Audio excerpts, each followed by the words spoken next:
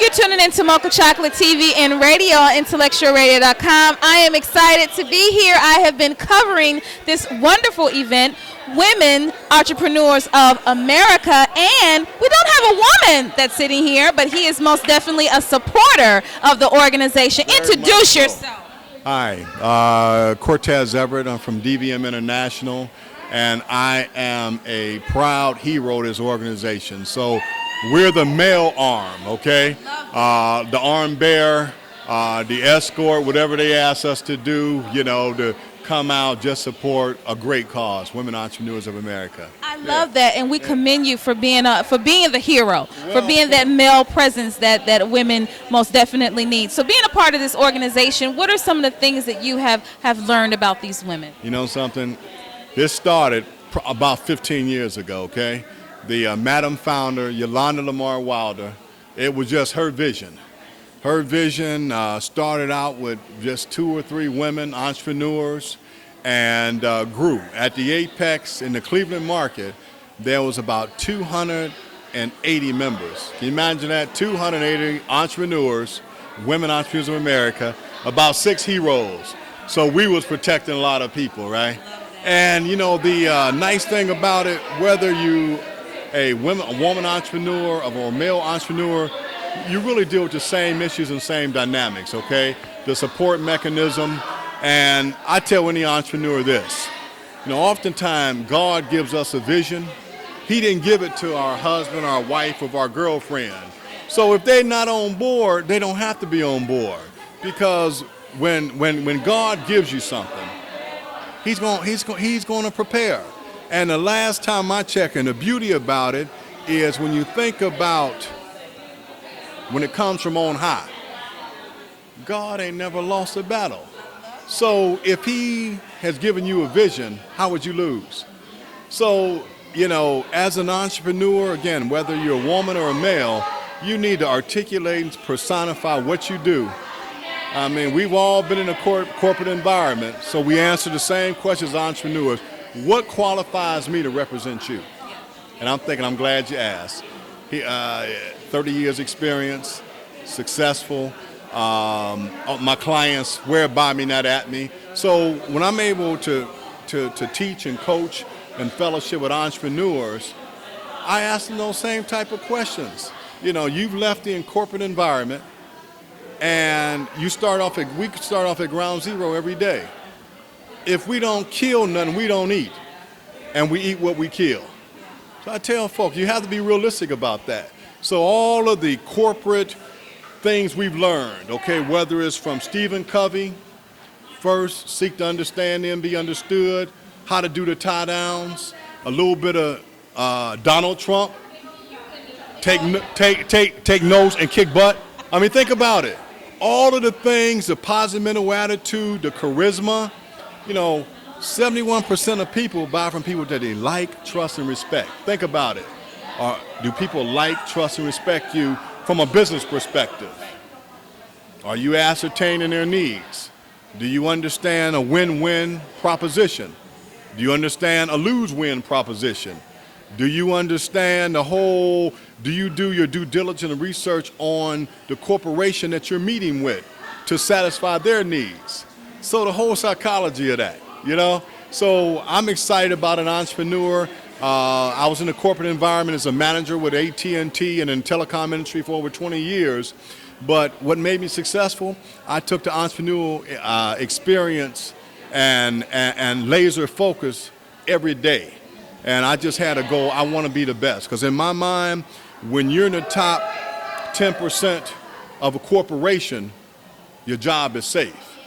But when you down there around, you're in the top 70%, they could let you go because they don't like you, okay? But when you're the best of the best, they want to keep you around. And, having a strategic plan as an entrepreneur, you want to, long before you leave a corporate environment, you want to already have built your portfolio up. So when I left AT&T, I went into security and surveillance, but I had been doing that since 1990. So I had already had my clientele built up, and all those clients that loved me with AT&T, because I put them in a better situation. I give them a call. Hi, this is Cortez Everett. Doing something a little different now. Like to meet with you and talk about your surveillance and security needs for your corporation. I'm the same Cortez that you swore by me and not at me. Can we get together next Tuesday at 10 o'clock? I'll be in your area. So that's the same type of things that I try to motivate entrepreneurs. Because you might be too young. There was a comedian said one time, when somebody tell you an entrepreneur, what that really means is that you ain't got no job. Tommy. Your name is Tommy. Yeah. Huh? Oh, right. You know what I mean? I mean, so think about it. We start off at ground zero every day. So our whole goal as entrepreneurs or in the corporate environment is to become omnipresent. How do we do that? How many different people do we touch? So the psychology of an entrepreneurship, how can I help you?